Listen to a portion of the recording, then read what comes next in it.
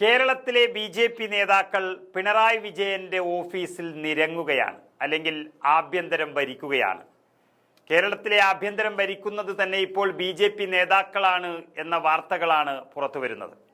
അതായത് കേരളത്തിലെ പോലീസുകാരെല്ലാം ബി.ജെ.പി. നേതാക്കളെ ആദ്യം വിളിച്ചു തുടങ്ങിയത് പിണറായി ഭരണത്തിലാണ് എന്നുള്ളതിൻ്റെ സൂചനകൾ വന്നു തുടങ്ങി. പിണറായി ഭരണം സമം ബി.ജെ.പി. ഭരണം എന്നൊരു ഘട്ടത്തിലേക്ക് ആഭ്യന്തര കാര്യങ്ങൾ കടക്കുകയാണ്.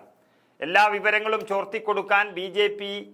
സംസ്ഥാന ജനറൽ സെക്രട്ടറി ശോഭാ സുരേന്ദ്രനെ വിളിച്ച് ഫോണിൽ സംസാരിച്ച ഒരു പോലീസുകാരനെ കണ്ടെത്താൻ വേണ്ടി ഇപ്പോൾ രഹസ്യമായി അന്വേഷണം തുടങ്ങിയ ഗതികേടിലാണ് പിണറായി വിജയൻ ഭരിക്കുന്ന ആഭ്യന്തര വകുപ്പ്. തൃശ്ശൂരിൽ സുരേഷ് ഗോപിയെ ജയിപ്പിക്കാനും പൂരം കലക്കാനും ആഭ്യന്തര വകുപ്പിനെ എങ്ങനെ ഉപയോഗിച്ചു എന്ന് വാർത്തകൾ വരുമ്പോൾ കരുതിയിരിക്കണമെന്ന് നമുക്കറിയാമായിരുന്നു. താമസിയാതെ ആഭ്യന്തര വകുപ്പ് ബി.ജെ.പി. തന്നെ കേരളത്തിൽ ഭരിക്കും എന്നുള്ള കാര്യം അതാണിപ്പോൾ നടന്നിരിക്കുന്നത്. പ്രതിഷേധ മാർച്ചിനിടെ ജലപീരങ്കി തുടർച്ചയായി അടിച്ചുകൊണ്ട് ബി.ജെ.പിക്കാരെ കൈകാര്യം ചെയ്യാൻ തീരുമാനിച്ചിട്ടുണ്ട് എന്ന് ഒരു പോലീസുകാരൻ വിളിച്ച് അറിയിച്ചു എന്നാണ് ശോഭാ സുരേന്ദ്രൻ പ്രസംഗിച്ചത്. ശോഭാ സുരേന്ദ്രന്റെ ഈ പ്രസംഗത്തെക്കുറിച്ചാണ് പോലീസിന്റെ രഹസ്യാന്വേഷണം. അതായത് പോലീസുകാർ എല്ലാ വിവരങ്ങളും ചോർത്തിക്കൊടുക്കുന്നത് ബി.ജെ.പി. നേതാക്കൾക്കാണ് എന്നുള്ള സത്യമാണ് മൈക്ക് കെട്ടി വിളിച്ച് പറഞ്ഞിരിക്കുന്നത്. പോലീസ് ഇന്റലിജൻസ് ആണ് അന്വേഷണം തുടങ്ങിയിരിക്കുന്നത്. അതുകൊണ്ട് തന്നെ ആഭ്യന്തര വകുപ്പ് ഭരിക്കുന്ന പിണറായി വിജയനാണ് വെട്ടിലായിരിക്കുന്നത്. കേരള പോലീസിൽ 60% പേരും ഇപ്പോൾ നരേന്ദ്രമോദിയുടെ ഫാൻസ് ആണെന്നും ശോഭാ സുരേന്ദ്രൻ പറഞ്ഞിരുന്നു. പോലീസ് സേനയിൽ സംഘപരിവാർ അനുകൂലികൾ വളരെ ശക്തമാണെന്ന് CPM അനുഭാവികളായ പോലീസ് ഉദ്യോഗസ്ഥർ നിരന്തരം പറയുന്നതുമാണ്.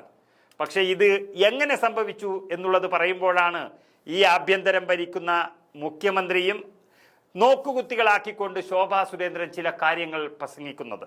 അതിനർത്ഥം ആഭ്യന്തര വകുപ്പ് ശോഭാ സുരേന്ദ്രനെ പോലെയുള്ള ബി.ജെ.പി. നേതാക്കളുടെ കയ്യിലാണ് എന്നുള്ളതാണ്. ഇത് ശരിവയ്ക്കുന്നതായിരുന്നു ശോഭാ സുരേന്ദ്രന്റെ പ്രസ്താവന. ഇതിനിടെ ബി.ജെ.പി. തൃശൂർ സിറ്റി ജില്ലാ പ്രസിഡന്റ് ജസ്റ്റിൻ ജേക്കബിന്റെ തലക്കടിച്ചൊരു പോലീസുകാരനെ കണ്ടെത്താൻ വേണ്ടി ബി.ജെ.പിയും അന്വേഷണം തുടങ്ങിയിരിക്കുന്നു. അങ്ങനെ ഇവർ തന്നെ അന്വേഷണം പ്രഖ്യാപിക്കുകയാണ്. അതായത് ഏറ്റവും സുരക്ഷിതമായി നിൽക്കേണ്ടുന്ന പോലീസ് വകുപ്പ് അഥവാ ആഭ്യന്തര വകുപ്പ് അവരുടെ കയ്യിൽ പോലും നിൽക്കാത്ത തരത്തിൽ കാര്യങ്ങൾ മാറിയിരിക്കുന്നു എന്നൊരവസ്ഥയാണ് കേരള ആഭ്യന്തര വകുപ്പിൽ ഇന്ന് കാണുന്നത്.